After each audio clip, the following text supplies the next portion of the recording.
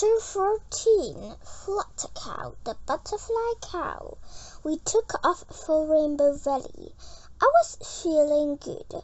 We already had 2 of the 7 charms, and we were going to a place called Rainbow Valley.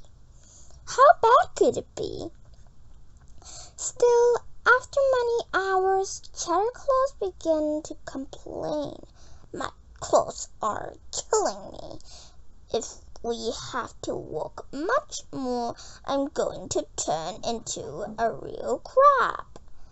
Maybe we can call Blossom on the chatterphone, and she can send some kind of fairy transportation, I said. The crab snorted. There aren't any dragons or unicorns here. Then suddenly he cried, I've got it! We can take a flying cow. You're joking, I squeaked. Cows don't fly.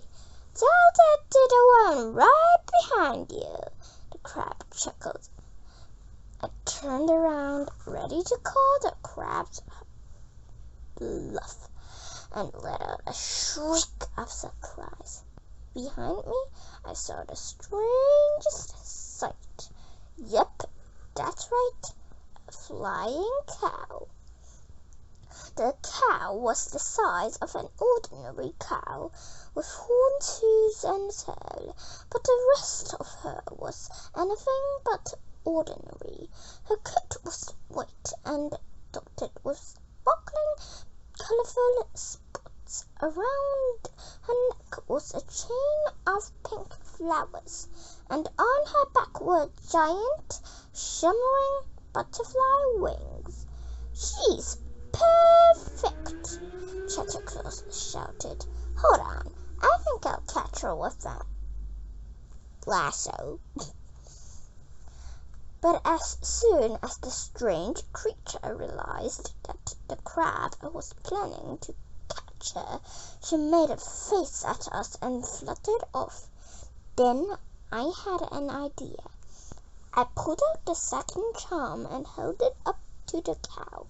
I said the secret words, We are friends. Instantly, the cow's eyes widened.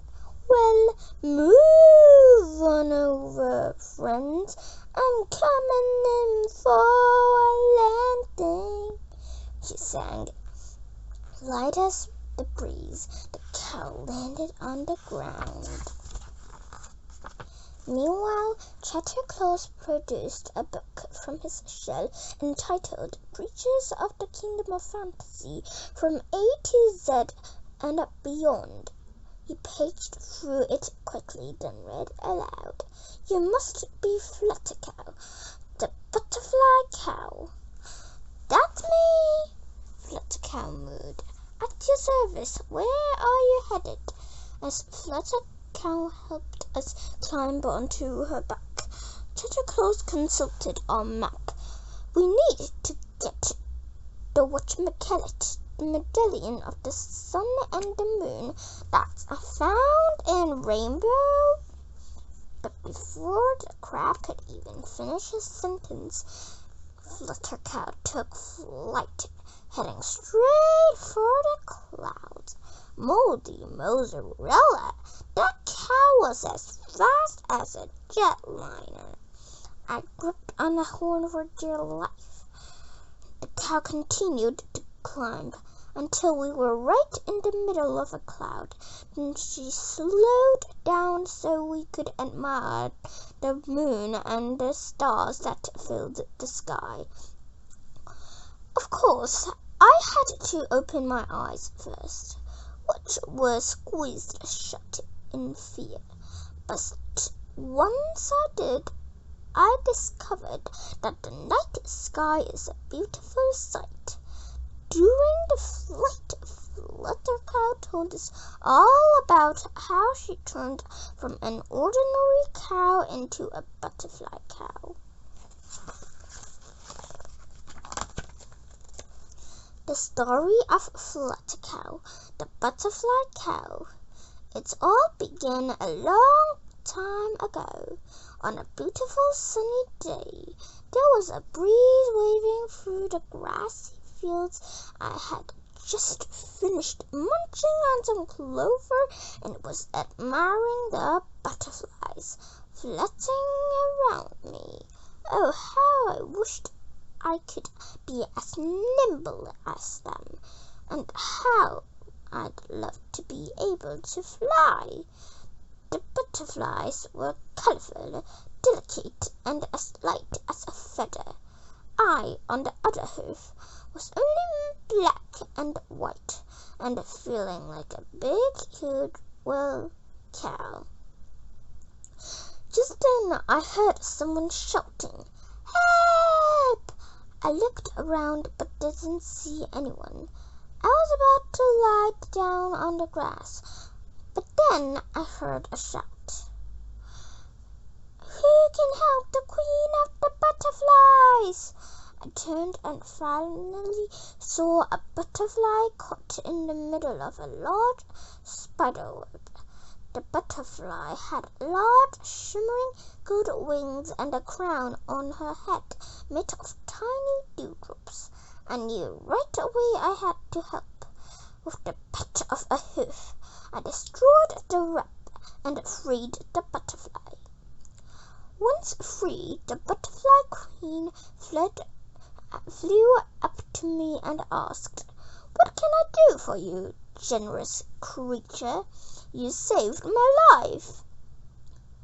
I thought for a minute, and then I said, "Well, please don't think I'm crazy, but my greatest wish is to be able to fly."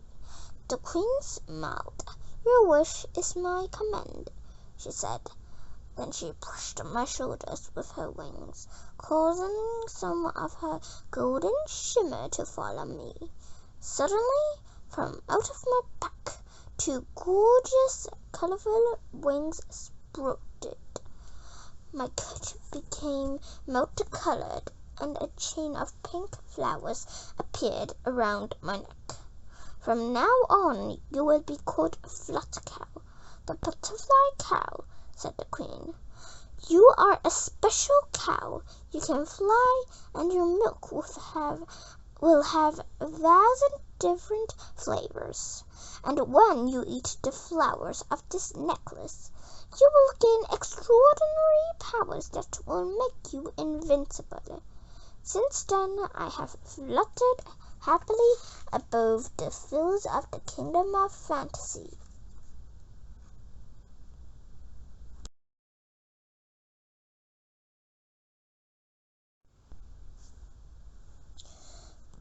Chapter 14. Give up your passengers. We flew on through the night. Then at dawn the cow announced, "Get ready! We've almost reached the colorful forest." I was congratulating myself on managing to relax throughout the flight when it happened. Out of the clouds came 7 enormous vultures, as black as night. They had pink heads, long hooked beaks, and sharp talons, and they wore evil expressions. "A message for you, Fluttercow, from the Wizard of the Black Pearl," they squawked. "Give up your passengers, or you'll be sorry." I let out a terrified shriek, and Chatterclaw's shell turned blue with fear, but the Fluttercow just laughed and said, "How utterly ridiculous! I will not give up my passengers." "Fly away," fled their heads. Now the vultures looked even more infuriated. What was Fluttercow doing? How could one butterfly cow battle 7 sinister vultures? Then, before I knew what was happening, she turned and yelled, "Hold on tight!" The cow bit one of the flowers from her necklace. Suddenly, her horns started to spin, and her wings beat so fast they became invisible. Then she began lashing out with sharp kicks that made her hooves sparkle. The vultures fought back, but Fluttercow was like a whirling ninja cow warrior with wings. Who would have guessed a cow could have such amazing acrobatic moves? When the last vulture flew away, I wanted to cheer. Too bad I was green with motion sickness. Chatterclaws stumbled out of his shell, his eyes crossed from fear. Oh, why did I choose this career?